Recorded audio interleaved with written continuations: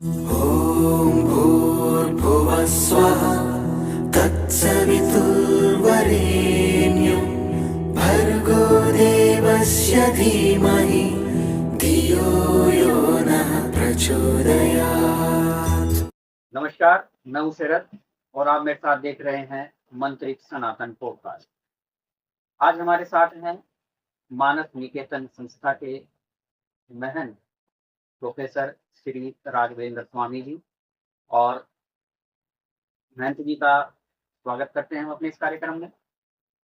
Sir, आपका बहुत स्वागत है हमारे इस कार्यक्रम में। बहुत बहुत धन्यवाद शरद जी। तो सर, ये जो हमारा कार्यक्रम है जो सनातन संस्कृति पर आधारित है, और हम इसमें सनातन और अध्यात्म को लेकर के चर्चाएं करते हैं। आपसे भी हम सनातन पर और अध्यात्म पर चर्चा करेंगे। सर, सबसे पहले तो हमें बताएं कि ये मानस निकेतन जो आपकी संस्था है, इसका क्या उद्देश्य है और किस तरह से कार्य। जी शरद जी, सबसे पहले तो मैं आपके इस चैनल के दर्शकों को मैं अपनी ओर से सादर जय श्री राम कहना चाहूँगा।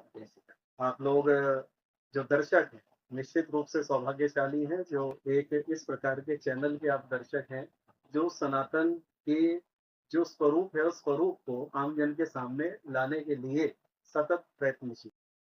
जहाँ तक शरद जी आपका प्रश्न है, हमारे इस स्थान का नाम मानस निकेतन क्यों है? जी सनातन धर्म में श्री रामचरितमानस जी हमारा एक बहुत वृहद स्तर पर स्वीकार्य ग्रंथ है, और हमारी जो पारिवारिक परंपरा है वो मानस से जुड़ी हुई परंपरा है। हमारे चाहे बड़बाबा जी हो, हमारे बाबा जी ब्रह्मलीन ब्रह्मर्षि महंत सुंदरदास जी रामायण, जिनके नाम के अंत में ही रामायणी है, उन्हें पूरा देश वो रामायणी जी के नाम से जानता है। तो रामायणी वो जो श्री रामचरित मानस की परंपरा से जीता हो। तो ये हमारी संस्था का जो नाम का प्रथम जो अक्षर है, प्रथम जो है वो मानस श्री रामचरित मानस से लिया गया। और निकेतन वो निवास स्थान के लिए हिंदी में जो पर्यायवाची उपयोग में आते हैं, सदन है, निकेतन है, तो मानस निकेतन। तो मानस निकेतन, निकेतन का अर्थ ये जिसके अंदर रहने वाले वो मानस के जो सूत्र हैं, जो श्री रामचरित मानस को अपनी एक एक श्वास में रहकर जो जीते हैं, तो ऐसा मानस निकेतन। तो उसी संस्था में अपने पूज्य बाबा जी के नाम के दिए गए इस स्थान पर ये हमारे स्थान का और हमारी संस्था का नाम है। सर, हम आपसे सनातन धर्म पर कुछ बातें जानेंगे। देखो सर, सनातन संस्कृति को आप किस तरह से देखते हैं? देखिए, सनातन संस्कृति अपने आप में बहुत ही विस्तृत संस्कृति, नाम से ही आप परिचित है सनातन, जिसका कभी कोई ना आरंभ है और ना अंत है। ना जो युगों से जो सतत चलता आ रहा है वो सनातन है। कोई धर्म आज से 1500 वर्ष पहले आया, कोई धर्म आज से 2600 वर्ष पहले आया, कोई धर्म आज से 1000 वर्ष पहले आया, लेकिन सनातन ऐसा है जिसका ना आदि है और ना अंत है। तो इसीलिए, और सनातन जो है वो किसी वर्ण या धर्म से संबंधित नहीं है। सनातन जो संस्कृति, सनातन संस्कृति वो मूल्य आधारित और सिद्धांत आधारित संस्कृति है। जैसे आपने कहा कि सनातन क्या है, हमारा सनातन, आपने हमेशा से एक ये वाक्य लोगों का सुना होगा, वसुधैव कुटुंबकम।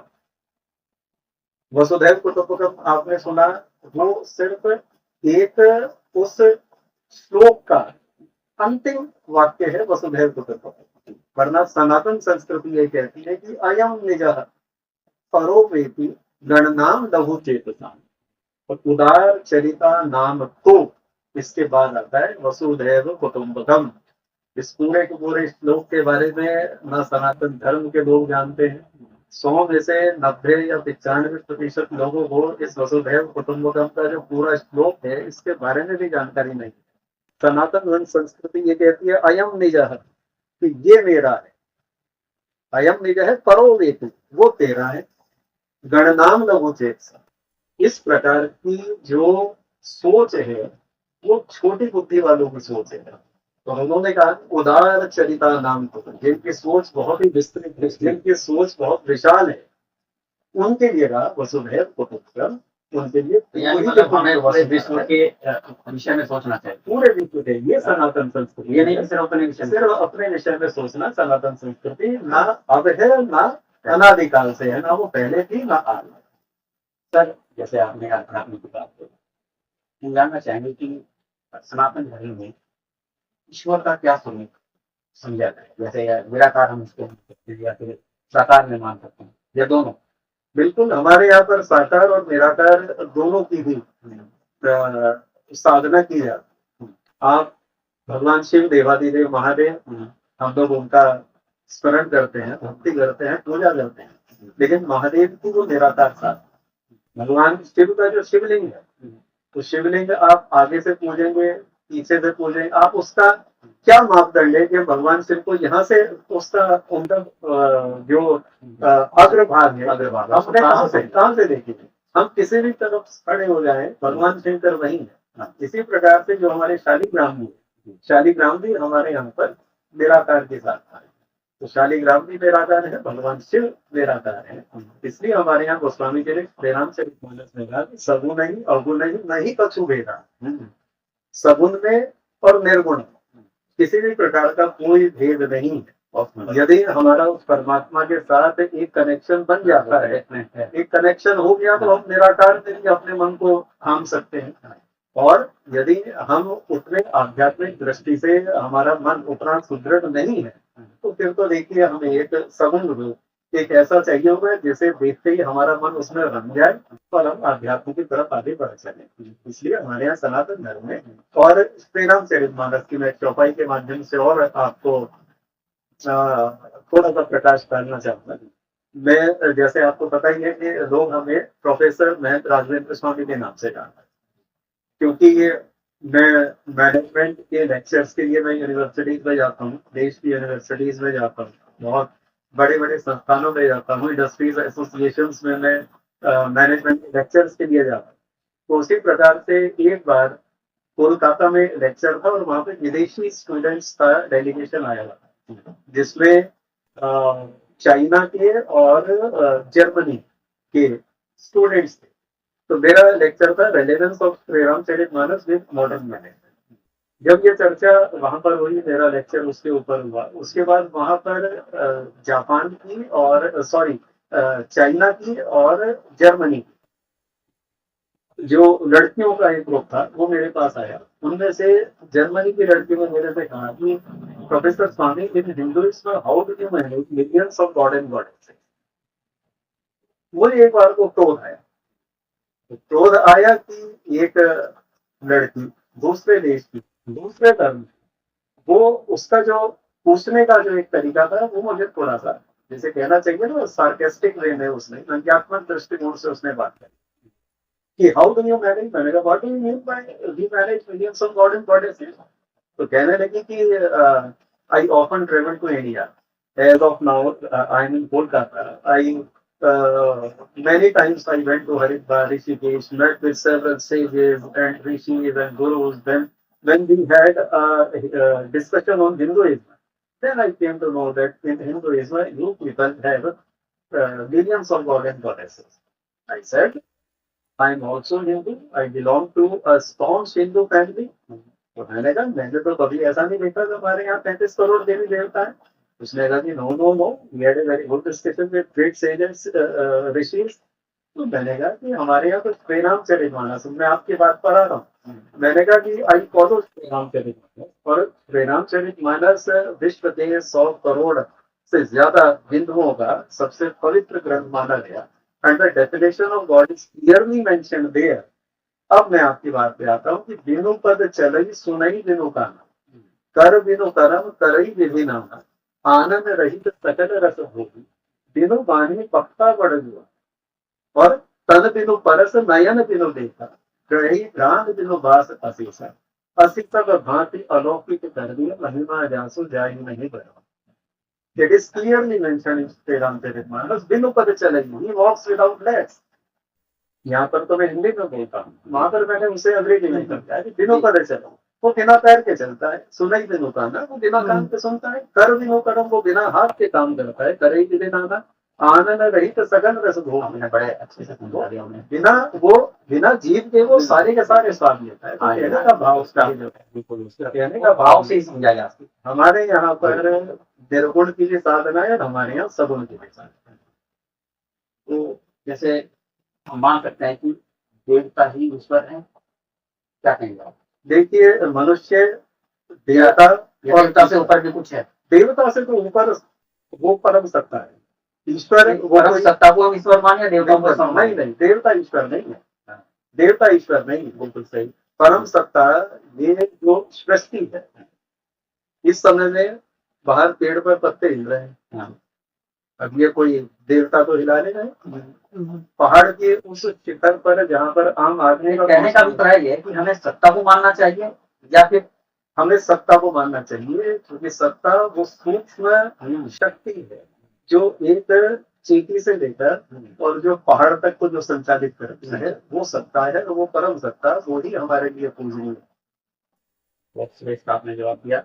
अगला एक सवाल हम आपसे और करते हैं, निराकार परमात्मा क्या है? वो क्या?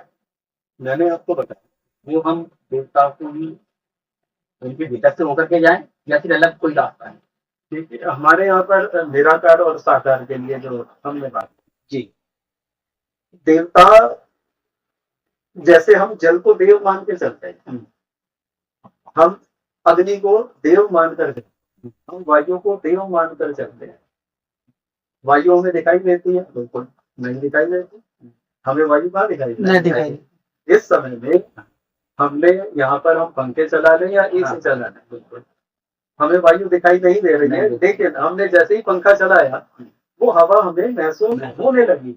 हवा इन पंखों के बंद रहने पर भी थी और हवा अब नहीं है, लेकिन पंखा चलाने से जैसे में वायु का अनुभव होना शुरू हुआ, तो उसी प्रकार से निराकार को अनुभव करने के साधना का जो स्तर है वो बिल्कुल अलग है। इसलिए निराकार को तो हमें साकार के माध्यम से निराकार की तरफ बढ़ना पड़ेगा। साकार के तरीके से, साकार के माध्यम से निराकार की तरफ जा सकते हैं। सवाल हो लेते हैं संज्ञा, दुनिया में भारत के अध्यात्म की छवि आज हिंदू क्यों होते हैं? बहुत आपका श्रेष्ठ प्रश्न है शरद जी। और भारत का वो अध्यात्म जिसने विश्व में एक डंका बजाया, स्वामी विवेकानंद जैसे वो संत जी, जिन्होंने मात्र 38 वर्ष की आयु में पूरे विश्व में सनातन धर्म का, सनातन संस्कृति का, वेदों का, सांख्य का वो डंका बजाकर इस दुनिया से गए कि उनका जो स्थूल शरीर है वो तो चला गया, लेकिन उनका जो ज्ञान है वो आज भी चारों तरफ, उसकी जो गूंज है वो पूरे विश्व के अंदर वो गूंज है। तो सनातन धर्म आज अपने उस स्वरूप को खोता इसलिए जा रहा है क्योंकि हमारी जड़ें कमजोर है। और हमारी जड़ों के कमजोर होने का सबसे बड़ा कारण ये है कि हमारे यहाँ पर पुराने समय में, हमारे यहाँ पर सनातन धर्म में, आप शायद एक प्रश्न को, मुझे ऐसा लगता है कि आपको ना एक प्रश्न मेरे से पहले ये पूछना चाहिए था कि हमारे यहाँ सनातन धर्म में संस्कारों की क्या महत्व है। संस्कारों की प्रक्रिया को हम लोगों ने भुला दिया। तो मैं आपसे अपने इस उत्तर पे आगे बढ़ने के लिए मैं आपसे निवेदन करूंगा, आप मेरे वो भी रखेंगे आपके साथ, लेकिन वो संस्कार वाले बात है ना, वो हमें यहीं से होकर हमें उस प्रश्न पे भी बोला, हमें जो संस्कृति हमारी खत्म होती जाएगी, बात तो उसी पर करनी। बिल्कुल, और वो शुरू होगा आपके उस प्रश्न से, संस्कार वाले, तब मैं आपको बताऊंगा। हम चलो यही पूछ लेते हैं कि संस्कार क्यों कम होते जा रहे हैं, क्यों इस समय हम अपने आप को कमजोर मान रहे हैं? आप एक घर में रहते होंगे जी, रात के समय जब आप सोने के लिए जाते हैं जी, तो आप अपने घर की छिटकली लगाते हैं? बिल्कुल। आप अपना मेन गेट पे ताला लगाते हैं? क्यों लगाते हैं? सुरक्षा के लिए। आपने मेन गेट पे ताला लगाया अपने घर की छिटकली में, और ये तो आप छोड़िए अपने मेन गेट, घर का एंट्री का गेट, और उसके बाद जिस बेडरूम में आप सोते हैं 100 में से 80-95 लोग उसकी भी चिटकनी लगा के सोते हैं कि इस वजह से कि कोई अवांछनीय व्यक्ति हमारे घर में ना आ सके। तो जो माँ का गर्भ है, जिस गर्भ के अंदर एक ऐसी आत्मा को आना है, जो आत्मा जब जन्म लेगी तो जन्म लेने के बाद वो एक परिवार को नहीं पढ़ाएगी, वो एक परिवार में जन्म नहीं लेगी, वो एक देश में जन्म लेगी, वो एक संस्कृति में जन्म लेगी, वो एक धर्म में जन्म लेगी।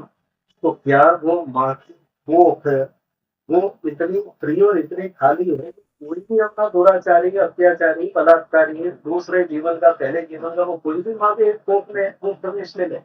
हमारे यहाँ पर सनातन धर्म के जो 16 संस्कार है, 16 संस्कारों में से सिर्फ हद से हद हमारे यहाँ अंतिम संस्कार को तो लोग बारे जानते हैं। उसके अलावा जो पहले के 15 संस्कार हैं उसके बारे में इस सनातन धर्म में जब इन संस्कारों का लोप हुआ, उसी का सबसे बड़ा कारण है कि हमारे सनातन धर्म का लोप हुआ। हमारे सनातन धर्म की जो एक छाप थी, उस छाप ने अपनी उस छवि को खोना शुरू करा। हमारे यहाँ सबसे पहला संस्कार आता है गर्भाधान संस्कार। हम किस प्रकार की आत्मा का आह्वान कर रहे हैं। भगवान राम हमारे घर में भी पैदा हो सकते थे, लेकिन उसके लिए जिस साधना है, मनु और शत्रुपा ने जो तपस्या करी है, यदि हम भी वैसी तपस्या करें तो आपके परिवार में भी राम आ सकते हैं और मेरे परिवार में भी कृष्ण। आपका कहने का अभिप्राय यह है यदि हम जिस भाव से इच्छा करेंगे, बिल्कुल बच्चे के देने के लिए उसी तरीके की आत्मा भाव के साथ साथ हमारे यहाँ पर ग्रह नक्षत्र चूंकि ज्योतिष हमारे यहाँ पर शास्त्र है, ज्योतिष कोई घोषणा नहीं है, ज्योतिष एक विज्ञान है। हमारे यहाँ पर कुछ मुहूर्त सुझाए रह गए हैं कि जिस मुहूर्त में पति और पत्नी का संबंध होता है उस समय में यदि गर्भाधान हो तो श्रेष्ठ आत्मा ही माँ के उस स्त्री के गर्भ में आत्मा होता है। तो गर्भाधान संस्कार ये सबसे पहला संस्कार है। तो क्योंकि हमारे यहाँ तो गर्भाधान आज के समय में हम इसको क्यों भूलते जा रहे हैं, वजह क्या है? क्योंकि लोगों का ना तो अपने धर्म की आपने कहा हाँ जन्म से ही संस्कार आने शुरू होते हैं, लेकिन आज तो हम जन्म से ही सब कुछ होते जा रहे हैं। वो किसका कारण ये भी है। देखिए 800 वर्ष मुगलों का शासन था, 200 वर्ष के करीब अंग्रेजों ने हमारे ऊपर शासन करा। 1000 वर्ष जिस संस्कृति के ऊपर दूसरी संस्कृतियों का कुठाराघात रहा हो और हमेशा ये जताने की कोशिश की गई हो कि आपकी संस्कृति वो अव्वल दर्जे की नीचे संस्कृति है, तो लोगों के अंदर एक कुंठा, लोगों के अंदर एक मानसिक दिवालियापन ऐसा आना शुरू हुआ कि लोग अपने आप को हिंदू कहने में सकोचाने लगे। फिर देश आजाद हुआ तो देखिए हम तो उस समय में नहीं, लेकिन जैसा सुना कि किस प्रकार का इतिहास लिखा गया, किस प्रकार का इतिहास पढ़ाया गया, तो जब हमें हमारा गौरवशाली इतिहास ही नहीं पढ़ाया जाएगा तो व्यक्ति को अपने धर्म के बारे में क्या पता चलेगा, क्या उत्सुकता। एक सवाल मैं कि क्या जातिवादी मानसिकता से भी सनातन को हानि पहुंची है? बिल्कुल निश्चित रूप से जातिवादी मानसिकता, ये हम तो ये मानकर चलते हैं भगवान राम के समय में, पर भगवान सभी उस परमात्मा के बनाए हुए नहीं। बिल्कुल निश्चित रूप से है। सभी अखिल विश्व यह मोर उपाया सब पर मोरी बराबरी दाया, ये भगवान राम के श्री मुख से श्री रामचरितमानस में गोस्वामी जी ने लिखा है कि भगवान राम कह रहे हैं अखिल विश्व यह मोर उपाया, ये पूरा का पूरा विश्व मेरे द्वारा पैदा किया गया है। और उन्होंने ये तो नहीं कहा कि भाई मैंने सिर्फ ब्राह्मणों को बनाया, मनियों को बनाया, और जो हमारे हरिजन और दलित भाई या अन्य भी चाहे वो धर्म के लोग हों, कि मैंने तो ये बनाया। ये जाति और धर्म की उत्पत्ति कैसे? हमारे यहाँ देखिए, मैं चूंकि व्याकरण का ना तो विद्वान हूँ ना मेरे पास थोड़ा ज्ञान, लेकिन मैं हमारे यहाँ पर ये कहा गया है कोई भी व्यक्ति जन्म से न ब्राह्मण होता है, न जन्म से कोई वैश्य होता है, न शूद्र होता है, न क्षत्रिय होता है।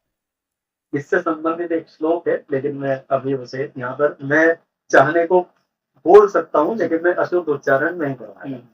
हमारे यहाँ कहा गया कि बचपन से ही पैदा होने से किसी व्यक्ति का कोई संबंध नहीं है कि वो किस जाति के अंदर पैदा हुआ। हमारे यहाँ पर कर्म आधारित जाति होती है, और यदि हम लोग जातिवाद के प्रबल समर्थक होते, और ये जो कहा गया है कि इस देश का जो ब्राह्मण है उन ब्राह्मणों में या हमारे यहाँ की मनुस्मृति ने जातिवाद में बांट के रखा, तो फिर देखिए यदि ब्राह्मणों का राज होता तो भगवान राम पूजनीय ना होते, रावण पूजनीय होते, क्योंकि रावण ब्राह्मण था।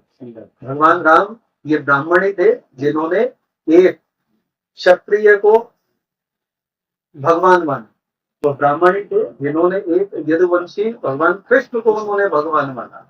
देखो ब्राह्मण है, तो इसलिए हमारे यहाँ पर ऐसा नहीं रहा कि ब्राह्मणों ने सिर्फ ब्राह्मण का ही साथ दिया। क्या जाति व्यवस्था को मानना चाहिए क्या नहीं?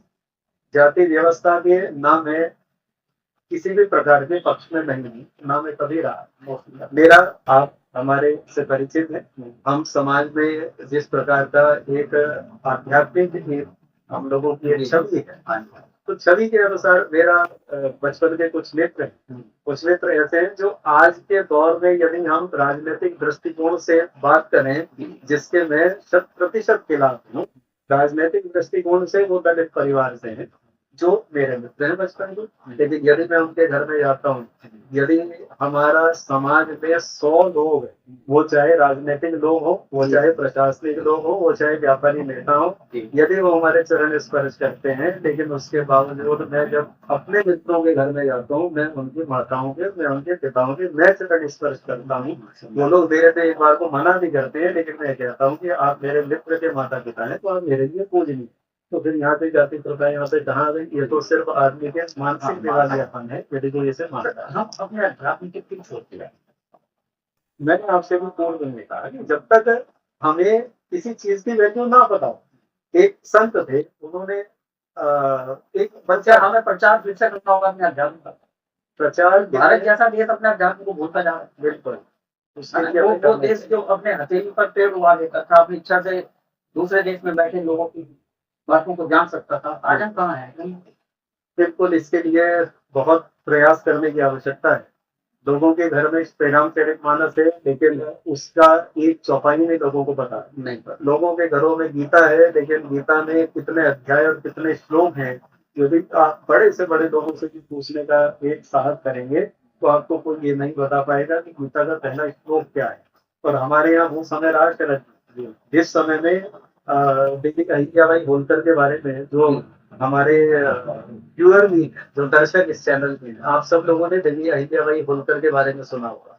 वो मध्य प्रदेश की वो रानी, जिसने महारानी मैं कहूंगा, जिनके कार्यकाल में भगवान शंकर के उन दिव्य स्थानों का इस प्रकार से उनका क्रांतिकारी तरीके से उन्हें उच्चतम और श्रेष्ठतम तरीके से उनका नव निर्माण हुआ कि आज हम जितने भी भगवान शंकर के ज्योतिर्लिंगों की साधना करते हैं, उनमें से अधिकांश का नव निर्माण वो देवी अहिल्याबाई होलकर के माध्यम से हुआ।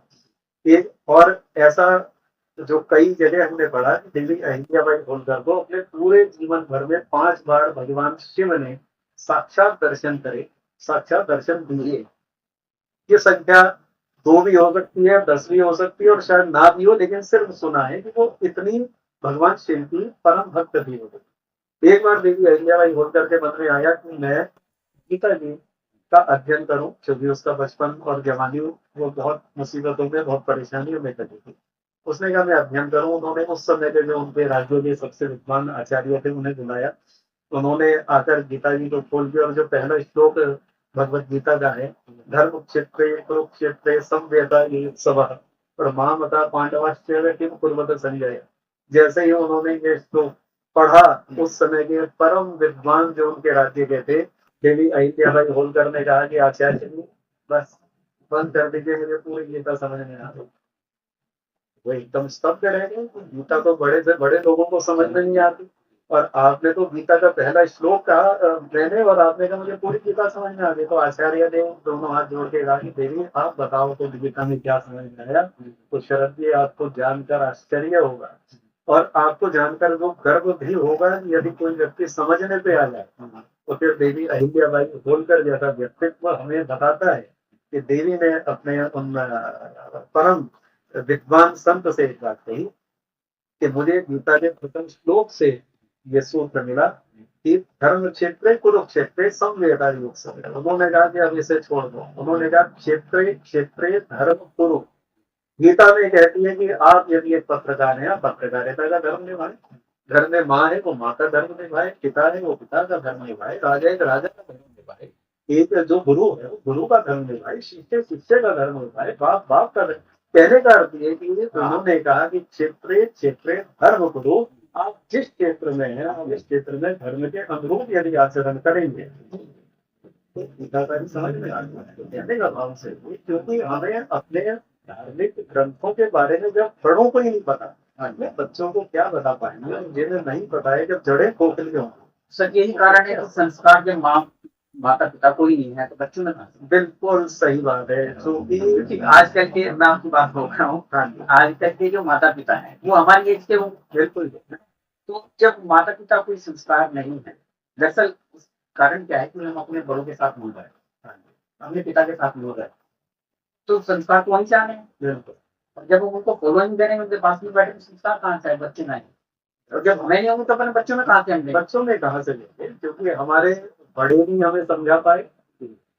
आगे जब हमें कुछ नहीं पता है, यदि कोई बच्चा हमारे से कोई चीज पूछने लगे, जी जैसे चलिए हमको रामायण को पढ़ने वाले, गीता जी को पढ़ने वाले लोग, लेकिन यदि देखिए भगवान राम 4 भाई, लोग ये कहते हैं कि वो चारों का जन्म हुआ जैसा श्री रामचरितमानस में है, लेकिन भगवान राम के जन्म के 18 घंटे बाद भरत जी का जन्म हुआ। भगवान राम पुनर्वसु नक्षत्र में पैदा हुए, भगवान राम की कुंडली का कर्क लग्न था, लेकिन भरत जी जो है 18 घंटे बाद जो पुष्य नक्षत्र में पैदा हुए, उनकी कुंडली का लग्न मीन था। अब ये हमें तो पता है, लेकिन अच्छा सर, आज का जो युग है, जो बच्चे आज 21, 22, 24 साल के बच्चे हैं, उनसे भगवान राम के चारों भाइयों के नाम भी पूछ लो, उन्हें नाम नहीं पता है। और यदि भगवान राम के धर्म पत्नी के अलावा तीनों भाइयों के धर्म पत्नियों के नाम पूछ लो, 100 में से 99.5 लोगों को उनके नाम भी नहीं पता। सर मैं जानना चाह रहा हूँ कि जैसे नक्षत्र का जो प्रभाव है, क्या वो प्रभु राम जैसे व्यक्तित्व पर भी पड़ा है? बिल्कुल पड़ा। हमारे यहाँ जन्म नक्षत्र, मैंने आपसे कहा कि जो ज्योतिष है, ज्योतिष को वेदों का वो तो प्रकार स्वयं है। ईश्वर थे। बिल्कुल ईश्वर थे, लेकिन ईश्वर को भी तो ग्रहों के आधार पे ही उन्हें चलना पड़ता है। आप भरत जी की कुंडली मैंने अभी आपसे कही थी, मीन लगने की कुंडली। हमारे यहाँ ज्योतिष में मीन राशि वो काल पुरुष कुंडली के 12वें घर में आती है। काल पुरुष कुंडली का 12वां घर वो मोक्ष का और आध्यात्म की जो परम चेतना है वो उसका घर होता है, क्योंकि बृहस्पति की राशि है और केतु उसके अंदर, केतु की स्वराशि भी कहलाता है। मैं आपसे जानना चाहता हूँ, ब्रह्मा ऋषि महेश में से इसको श्रेष्ठ कैसे? श्रेष्ठता का मापदंड कुछ नहीं, सबके अपने अपने कार्य। क्योंकि ब्रह्मा जी ने सृष्टि को पैदा करा, विष्णु जो है वो उसका पालन कर, और महेश उसका संहार करते हैं। अब आप सुनिए, फिर बस मैं अपनी एक बात कहना चाहूंगा। आपने ब्रह्मा जी को देखा? जी नहीं देखा ना। विष्णु जी को देखा, महेश को देखा, और मैं कहता हूँ मैंने देखा, और मैं ये भी साबित करूंगा कि आपने भी देखा। अभी आपने कहा कि नहीं देखा, लेकिन हम इस चैनल के माध्यम से ये साबित करेंगे कि आपने ब्रह्मा को भी बचपन से देखा, विष्णु को भी और महेश को भी। इस सृष्टि को ब्रह्मा जी ने पैदा करा या बनाया, हम सुनते ही तो आ रहे हैं, हमने देखा तो नहीं। हमें नहीं पता कि ब्रह्मा जी ने पैदा करा या नहीं करा, इस सृष्टि का निर्माण करा या नहीं करा जी, लेकिन हमारे शरीर का निर्माण हमारी माँ ने करा, तो हमारे लिए हमारी माई ब्रह्मा था। तो विष्णु जी इस सृष्टि का पालन करते हैं या नहीं करते हैं हमें नहीं पता, लेकिन माँ ने अपना भूख खिलाकर हमारा पालन करा, तो माँ ही विष्णु है। और भगवान शिव इस सृष्टि का संहार करते हैं या नहीं करते हैं, लेकिन हमारी माँ ने हमारे दुर्गुणों का संहार करा। इसकी वजह से आज आप और हम एक सोशल मीडिया प्लेटफॉर्म पे सम्मान के साथ यहाँ पर बैठे हैं, तो हमारी माँ ही ब्रह्मा है, माँ ही विष्णु है, माँ महेश है। बिल्कुल। तो अब आप इसमें से किसे श्रेष्ठ कहेंगे? तीनों बराबर है, तीनों बराबर है, लेकिन मेरा अभिप्राय कहने का कुछ और है।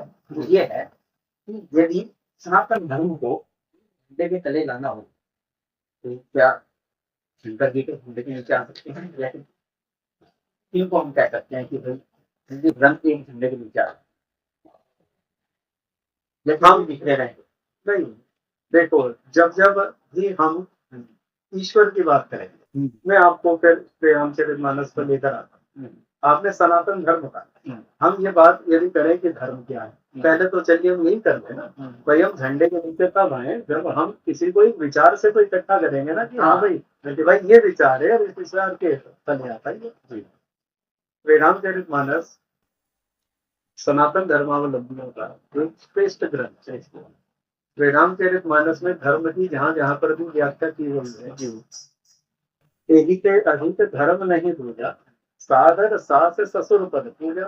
गोस्वामी जी ये लिख रहे हैं शादीशुदा स्त्रियों के लिए, महिलाओं के, विवाहिता स्त्रियों के लिए कि इससे बड़ा कोई धर्म नहीं है। यदि घर में सास और ससुर हो, यदि आप उनकी पूजा कर लेते हैं, यदि आप उनकी सेवा करते हैं, वो धर्म न दूसरे सत्य समाना, आलम बेगम पुराण को खाना, सत्य से बढ़ को कोई धर्म नहीं है। परहित सरी से धर्म नहीं भाई, पर पीड़ा सब नहीं अदमाई। कि दूसरे का यदि हम हित करते हैं, उससे बढ़कर कोई धर्म नहीं है। यदि हमें लोगों को एक झंडे के नीचे लाना है, तो एक झंडे के नीचे हम कृष्ण इनके नाम से हमें वो नीचे नहीं लाना है किसी झंडे को। जो सनातन धर्म का सत्य धर्म है, ठीक है ना। परोपकार है पुण्याय और पापाय पर पीड़ना। हमारे यहाँ पर ये दृष्टिकोण है सनातन धर्म का। सनातन धर्म को किसी देवता के नजर पहले नहीं ला सकते। सनातन धर्म का जो मूल तत्व है, हमें उसे पकड़ना। क्या हमें ठीक से वेद पुराण की आवश्यकता पड़ी आज वर्तमान में? हमें पढ़ने तो चाहिए, लेकिन बात वो आ जाती है, अब जो डॉक्टर हैं, उन डॉक्टर्स को यदि हम ये कहें कि भाई आपको इंजीनियरिंग का भी ज्ञान होना चाहिए, आप पुल पे जा रहे हैं, पुल पे जा रहे हैं, यदि आपको फिजिक्स का नॉलेज नहीं है, ठीक है ना। आपने कभी पुलों पे देखा होगा, जब पुल पे हम चलते हैं तो हर 50 मीटर पे एक कैप छोड़ा जाता है, जिससे गाड़ियां टुकड़ो टुकड़ो टुकड़ो ऐसी आवाज आती है। कभी भी पुल पे आपको सपाट सड़क मिलेगी। तो इसलिए होता है कि फिजिक्स का सिद्धांत है कि जो गाड़ियां एक ही स्पीड से दोनों तरफ से चलती रहेंगी, तो वहाँ एक ऐसा वो हवा का दबाव बन जाएगा कि वो पुल टिक ही नहीं पाएगा। तो अब डॉक्टर यदि इंजीनियरिंग पढ़ने लगे तो फिर अच्छा डॉक्टर नहीं बन सकता। इंजीनियर मेडिसिन की पढ़ाई करने लगे, वो अच्छा डॉक्टर नहीं, तो वो अच्छा इंजीनियर नहीं। तो वेद पुराण पढ़ने वाले जो लोग हैं, वो वेद पुराण को पढ़े, लेकिन जब डॉक्टर अपने उस विद्या के माध्यम से समाज के अंदर आरोग्यता देता है, जैसे इंजीनियर अपनी पढ़ाई के माध्यम से समाज को नए नए पुल का निर्माण करके देता है, उसी प्रकार से जो व्यक्ति धर्मशास्त्रों को पढ़े, हर व्यक्ति को पढ़ने की आवश्यकता नहीं। यदि मैं उसे पढ़ रहा हूँ, और जैसे आपने इस चैनल के माध्यम से आप यदि हमारे से संपर्क करें और इस पॉडकास्ट को यदि 10 लाख, 5 लाख, 1 करोड़, 5,000 लोग सुनते हैं, और उन्हें यदि क्षेत्र भी मिलता है, तो समझिए कि हमारा जो स्टडी, हमारी जो साधना है, हमारा ज्ञान भी सफल हुआ और आपके प्रयास भी सफल हुआ। तो हर व्यक्ति कभी कोई काम नहीं कर पाया, लेकिन अपने हिस्से की चीज जरूर ले लेनी चाहिए। हमारे यहाँ पर जीवन को जीने के हर तरीके से सूत्र दिए गए। हमारे यहाँ पर एक कर्मण्यता का भाव कहीं नहीं बताया गया। हमारे यहाँ बैठे बैठे जादू टोना कभी नहीं बताया गया। और सनातन संस्कृति हमेशा से कहती है, कर्म प्रधान विश्व करी राखा, जो जैसे करे तो तस्कर जाता। कर्मण्य माँ करे जहाँ जहाँ पर भी बात हुई है, वो कर्म की बात हुई है। तो जब तक हम अपने धर्म को नहीं समझ, तब तक परेशानी आती। हमें दीप हमें घुसना चाहिए, कुछ सूक्तियां और सूत्र को हमें नहीं देना चाहिए। तभी सनातन कुछ बच सकता है। सनातन बचा हुआ है, बस थोड़ा सा हमें समझना हो, जागृत होने की आवश्यकता है। जो हमारे परिवार है, उन परिवारों को, बच्चों को बताने की आवश्यकता है। सर नकारात्मक और सकारात्मक विचार, नेगेटिव एनर्जी, जैसे हम नेगेटिव वाइब्रेशंस और पॉजिटिव वाइब्रेशंस के रूप में भी कहते हैं। हम कभी किसी घर के अंदर जाते हैं, उस घर के अंदर पांव रखते ही एकदम से मन बेचैन होने लगता है, उन्हें लगने लगता है कि यहाँ से बाहर निकलो। आप किसी व्यक्ति के पास बैठेंगे, उस व्यक्ति के अंदर से वाइब्रेशन से कैसी आएंगी, आपको लगेगा कि इससे तो जितना जल्दी यहाँ से रहना चाहो, यहाँ से उतना चाहिए। ऐसा कब हो सकता है जब हम बहुत अच्छा भजन करने वाली आत्मा हो, या मतलब सबको ऐसा महसूस होता है? नहीं, सबको क्या, भजन से तो निश्चित रूप से हम एक स्टेज तो आगे बढ़ गया एक आम व्यक्ति से। जैसे जिस घरों में ज्ञान करना है भजन से मतलब, जब ऐसा होता है ना कि हम, एक बच्चा 5वीं क्लास का है, उसे 10वीं क्लास के सब्जेक्ट का तो नहीं पता, 10वीं वाले को PhD के बारे में नहीं पता। तो सिमिलरली एक आम व्यक्ति, एक व्यक्ति ऐसा जो थोड़ा सा अध्यात्म में गया और उसके जो ज्ञान चक्षु में वो थोड़े से उसके और खुद, तो हमें एक व्यक्ति का चेहरा देख के समझ में आ जाता है, हमें व्यक्ति के पास बैठ के समझ में आ जाता है, हमें किसी घर में घुसते ही समझ में आता है कि ये घर कैसा है। ये पॉजिटिव एनर्जी और नेगेटिव एनर्जी ये हमारे यहाँ नहीं, ये तो हमारे यहाँ पर जो जितने भी विदेशों में विदेशों में भी इस एनर्जी के ऊपर पूरा का पूरा वो लोग इसे मानकर चलते हैं। और हमारे यहाँ जिसे नजर झाड़ना कहते हैं उसे अंग्रेजी में वो लोग ऑरा क्लींजिंग कहते हैं। और हमारे यहाँ नजर झाड़ने का मतलब एक बस ये मान के चलते हैं कि कोई बहरूपिया वो हाथ में अपना मोर पंखी लेके बैठा है और वो झाड़ रहा है, उसे वो लोग पाखंड कहते हैं विदेशी लोग। और विदेशी कल्चर में उसका अंग्रेजी आपकी नाम बात से एक सवाल है, क्या वाकई नजर झाड़ने से वो नकारात्मक ऊर्जा दूर हो जाती है? बिल्कुल साहब, यदि हम लोग सनातन धर्म में विश्वास करते हैं, हम लोग सनातन के जो, मैं तो एक बात मान के चलता हूँ, यदि ऋषियों ने कोई बात कही, देखिए वो हमारे से ज्यादा पढ़े लिखे तो थे, हमारे से ज्यादा विद्वान थे, वो उस रूप में नहीं थे कि वो कोई गलत चीज हमें बता कर जाते। लेकिन एक चीज हमेशा से है कि हमारे यहाँ पर ऋषियों ने कभी भी कोई बात हमारे ऊपर नहीं थोपी। ऋषियों ने कहा कि ये मेरा मत है और भविष्य में इसके ऊपर और रिसर्च करने की आवश्यकता यदि अगली पीढ़ी को महसूस हो तो उसे करना चाहिए। ऋषियों ने कभी नहीं थोपा। तो हम जैसे हम लोग अपने आप ही करते हैं, बहुत ऐसे ऐसे लोग पढ़े लिखे डॉक्टर्स, बहुत बड़े बड़े अधिकारी, बहुत बड़े बड़े इंजीनियर, प्रोफेसर, जिन्हें आप ये सोचोगे कि ये तो सुपर एलीट क्लास में बहुत पढ़े लिखे लोग हैं, जब ऐसे लोग चारों तरफ के इलाज से निराश होकर जब वो हमारे से या किसी अन्य व्यक्ति से संपर्क करते हैं कि महाराज जी जरा बच्चे को झाड़ दीजिए, तो इसका मतलब उनका कहीं ना कहीं मन के कोने में ये तो रहता ही है कि झाड़ने से मेरा बच्चा ठीक होगा। और मैं कोई जब चारों तरफ से निराश हो जाते हैं, और मैं किसी भी प्रकार की किसी उसे पाखंड को बढ़ावा नहीं देना चाहूंगा इस चैनल के माध्यम से, लेकिन मैं इतना अवश्य कहना चाहूंगा कि कई बार झाड़ने से, चाहे वो एक तरीके का जो हमारा एक शब्द साइकोलॉजिकल जो इफेक्ट है, चाहे उसकी वजह से बच्चा ठीक हो जाता हो, लेकिन बड़े आनंद की बात है कि झाड़ने से बच्चे ठीक भी हो जाते हैं। तो हम ये नहीं कहते हैं कोई पाखंड, क्या आप उसको सीधा सीधा सा कहेंगे कि झाड़ना पाखंड नहीं है, उसके पीछे के वैज्ञानिक और सैद्धांतिक तथ्यों को यदि आप समझेगा तब आपको पता चलेगा कि ऐसा क्यों है। और इसके लिए बड़ी विस्तृत डिस्कशन की आवश्यकता है, लेकिन आज तो यदि हम उसके ऊपर चर्चा करें तो अपने मूल उससे उद्देश्य से आगे बढ़े। जैसे ये झाड़फूंक कार्य आपने टोना टोट का भी इसी का कोई पर्याय है, ये अलग बिल्कुल है? ये बिल्कुल एक अलग चीज है।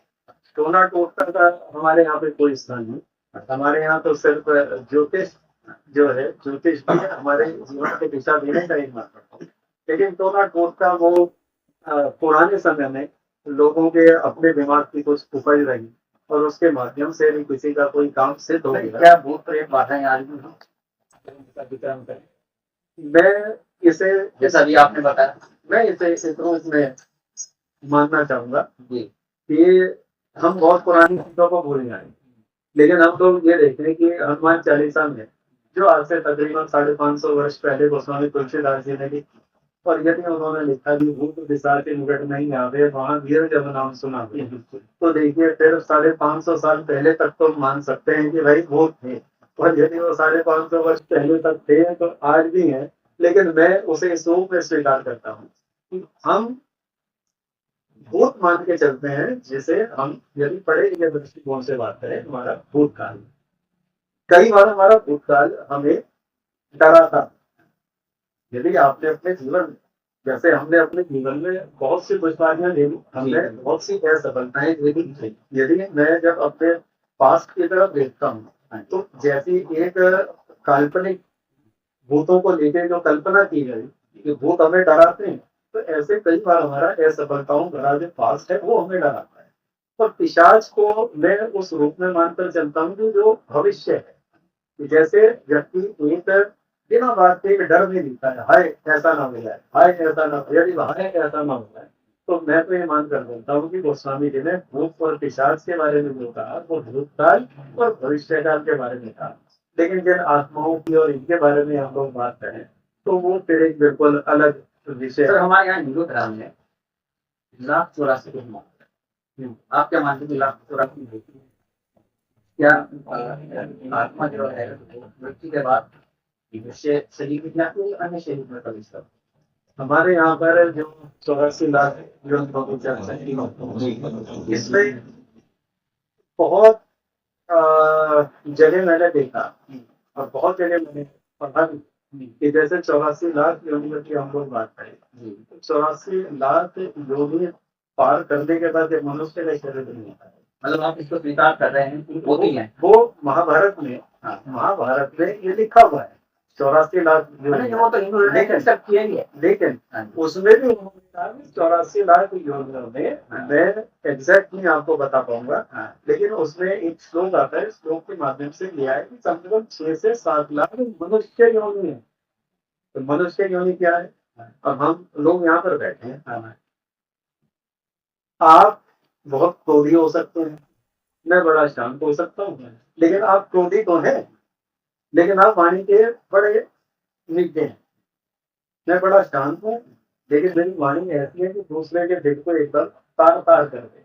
कोई व्यक्ति संत तो है, लेकिन उसके कुकर्म ऐसे हैं कि जो आप और हम लोग कई बार देख लेते हैं।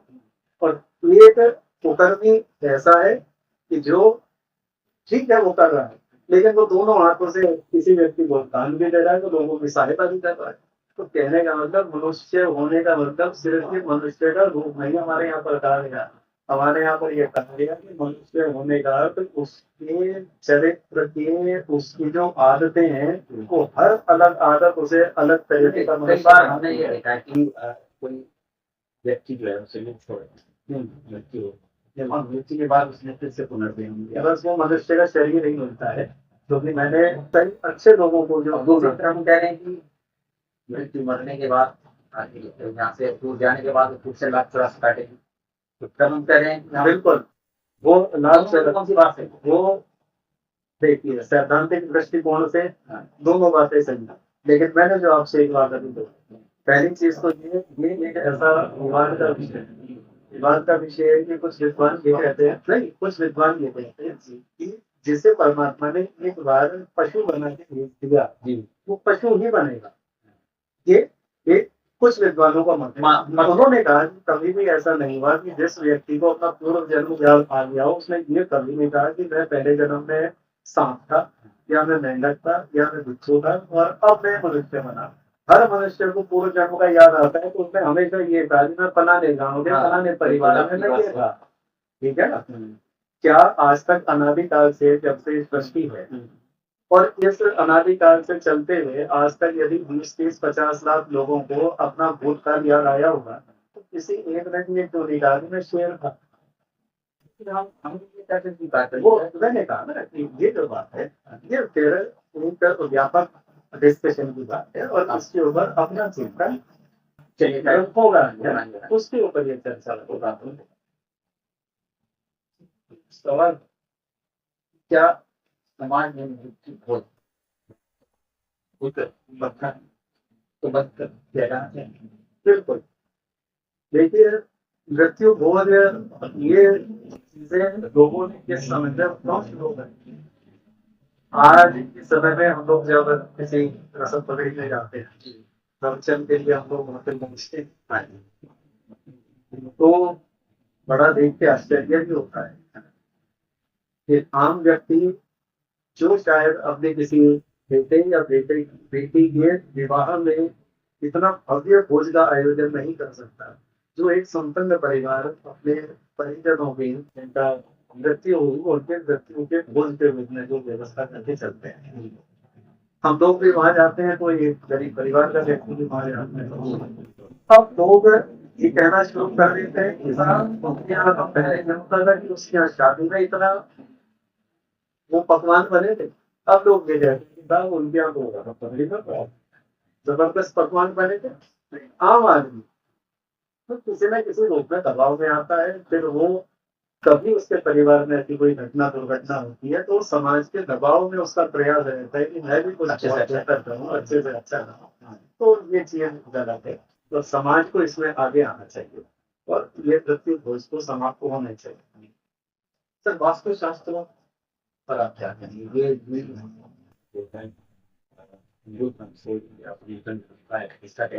एक अलग साइंस का स्कोप है। आपने अपने प्रश्न में ही कहा कि वास्तुशास्त्र, तो जब ये वास्तु और शास्त्र इसके साथ जुड़ गया तो अपने आप में अब इस प्रश्न की व्याख्या तो मैं क्या करूं, लेकिन आपके प्रश्न का समाधान मैं जरूर करूंगा। लंका के बारे में कहा जाता है जो साक्षात जो वास्तु पुरुष है उन्होंने लंका का निर्माण किया। क्या राम महादेव, क्या सुख रहे और क्या शांति रहे। इंद्रप्रस्थ के लिए कहा जाता है कि वास्तु पुरुष ने स्वयं, विश्वकर्मा जी स्वयं उन्होंने इंद्रप्रस्थ का निर्माण करा। न कौरव सुख से रह पाए, वो तो 100 के 100 समाप्त हो गए, और न पांडव भी वहां सुख से रह पाए। वास्तु शास्त्र अपने आप में दिव्य शास्त्र है, लेकिन वास्तु की जो वर्तमान परिभाषा है, जिस तरीके से लोगों को मार्गदर्शन किया जा रहा है, वास्तु भूमि का भी वास्तु होता है, भवन का भी वास्तु होता है। हम तो एक बात करते हैं, एक घर में यदि 5 या 6 लोग रहे तो 6 लोगों की कुंडली का वास्तु बिल्कुल अलग है। उसी घर में एक भाई का बच्चा पढ़ाई में अव्वल है, दूसरे भाई का बच्चा पढ़ाई में 0 है। उसी घर में माँ जो है वो मुंह की कैंसर से पीड़ित है, पिता बिल्कुल स्वस्थ है। घर उन्होंने उत्तर दिशा का बना रखा है, घर में उन्होंने उत्तर पूर्व में मंदिर बना रखा है, दक्षिण पश्चिम में उन्होंने अपनी किचन बना रखी है, दक्षिण पूर्व में। तो उन्होंने सारे साधन कर रखे हैं, लेकिन परिवार में कष्ट है। तो वास्तुशास्त्र की जो व्याख्या है वो बिल्कुल अलग व्याख्या है। जैसे आपने अभी कहा लंका की बात करें, तो शुरुआत से ही जब लंका बनी तब से वास्तु सही नहीं था। बिहार की वास्तु कैसे शुरू हो जाए? वहां पे इसीलिए मैंने वास्तुशास्त्र, मैंने आपसे कहा कि हर व्यक्ति की कुंडली का वास्तु भी अलग होता है। अभी मैंने आपसे जब बात की, एक घर में रहने वाले लोग उसी लंका में विभीषण भी थे, उसी लंका में रावण थे।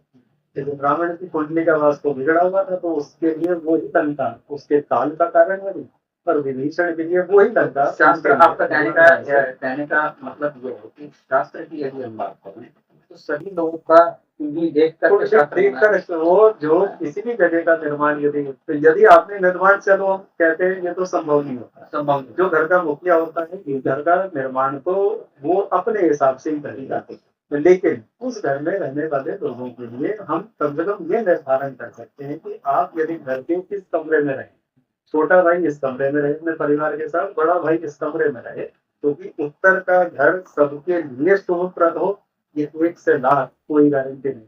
पर दक्षिण का घर, आप जिस हमारे इस स्थान पर बैठे हैं, ये दक्षिणाभिमुख स्थान है। और ईश्वर की जितनी कृपा है ये आप जानते हैं, हमें तो कभी घर में कोई परेशानी नहीं। सर, आज के समय में ये जो आरोप पत्र व्यक्तियों ने ये है वजह क्या है? इसे यदि हम इस रूप में लें, संत और महात्माओं के ऊपर आरोप प्रत्यारोप नहीं है, जो पहले से ही दुष्ट और आरोपित थे वो संत और महात्मा बन गए, जिससे उन्होंने सनातन धर्म का नुकसान किया। कोई भी व्यक्ति, आप जितने भी लोग इस समय में हम लोगों को सुनते हैं, देखते हैं, विचारते हैं, हमने ही तो उन्हें संत माना, या उनके फॉलोअर्स ने तो उन्हें संत माना, लेकिन उनके तो मन में शैतान बैठा हुआ था। उनके तो मन में यह था कि किस तरीके से समाज का अहित हो सके, किस तरीके से शोषण हो सके, किस तरीके से अवांछनीय कार्य हो सके। तो हमारे यहाँ पर संतों की जो परिभाषा है, संतों की परिभाषा को तो इन लोगों ने बिल्कुल ऐसा नकार दिया है, ऐसा भूल कर दिया कि बस इस बारे में हम लोग कुछ कह ही नहीं सकते। तो ये लोग दुष्ट लोग हैं जिन्होंने सनातन का बहुत ज्यादा नुकसान करा है। हाँ जी, संत तत्व प्रत्येक मनुष्य में है।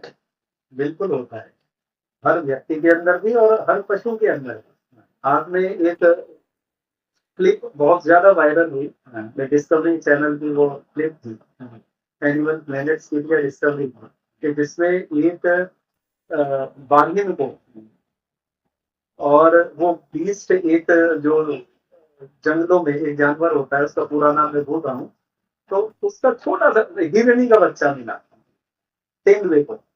तेंदुए को हिरणी का बच्चा जो उसी समय पैदा हुआ, लेकिन उस तेंदुए ने उस हिरणी के बच्चे को मारा नहीं। उसके अंदर का जो उस समय एक इमोशन था, जो एक मातृत्व का भाव, या जैसे कहना चाहिए एक इमोशनल भाव उसका जगह, वो आप यदि गूगल पे जाके उस क्लिप को देखेंगे, आपको देख के आश्चर्य होगा कि जो उसे एक झटके में खत्म कर सकता है, उसने उसे पुचकार रहा है, अपने पास रखा और उसकी हत्या नहीं करोगे। तो कहने का भाव हर व्यक्ति के अंदर दुष्टता का भाव भी होता है, हर व्यक्ति के अंदर साधु भाव भी होता है। जो साधु लोग होते हैं वो दुष्टता के भाव को अपने ऊपर हावी नहीं होने देते, ठीक है ना।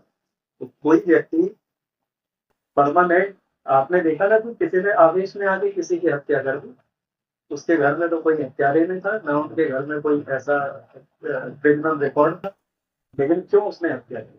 उसके अंदर का जो राक्षस है वो जगह उसने हत्या कर दिया। इस बात कि अध्यात्म को अपनाने वाले भारत के बच्चों की आज मनोस्थिति कमजोर की है। हम इसका कारण मोबाइल हो सकता है या हमारा रोज का जो वेस्टर्न कल्चर, क्या आप कहें? हमारे यहाँ पर आपने एक टर्म सुनी होगी जी IQ, जी बचपन से सुनते आ रहे हैं। जी कोई बच्चा यदि कोई बहुत होशियार है हम्म। तो ये कहते हैं कि उसका IQ बहुत अच्छा है। IQ की फुल फॉर्म होती है इमोशनल क्वोशिएंट। उसके बाद एक क्वोशिएंट आया, वो आया इमोशनल क्वोशिएंट, वो EQ के नाम से। फिर एक क्वोशिएंट आया करेंज क्वोशिएंट, फिर एक क्वोशिएंट टेनेंस क्वोशिएंट, फिर एक क्वोशिएंट आया अंडरस्टैंडिंग क्वोशिएंट। और ऐसे कर करके आज के समय में 14 से 15 तरीके के क्वेश्चन चलते हैं, और जिसमें सबसे लेटेस्ट क्वेश्चन है that is spiritual question. Spiritual question, आप अभी नवरात्रि में, नवरात्रि में यदि आप जो देश का, हमारे यहाँ के बिजनेस के 2 न्यूज़पेपर नंबर 1 पे चलते हैं, बिजनेस स्टैंडर्ड और इकोनॉमिक टाइम्स।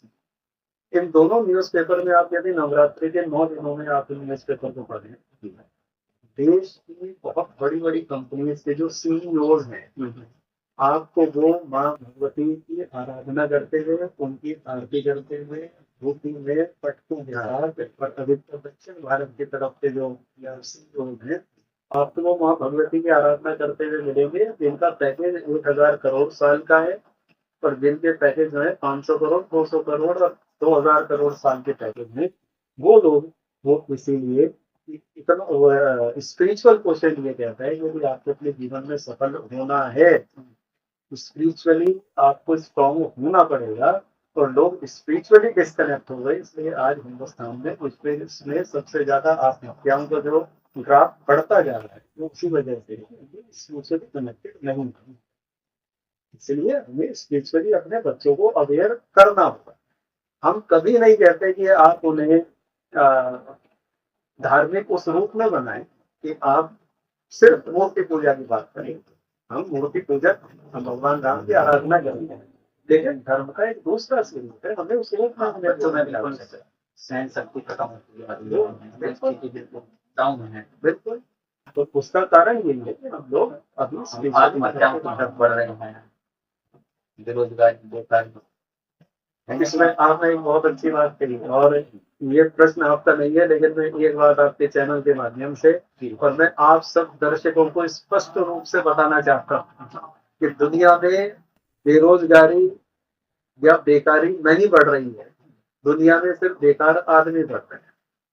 यदि आप काबिल हैं, आप कभी भी हैंड टू माउथ नहीं रह सकते, आप कभी भी अपने घर में बेरोजगार नहीं रह सकते। सिर्फ दुनिया में बेकार आदमी पढ़ रहा है।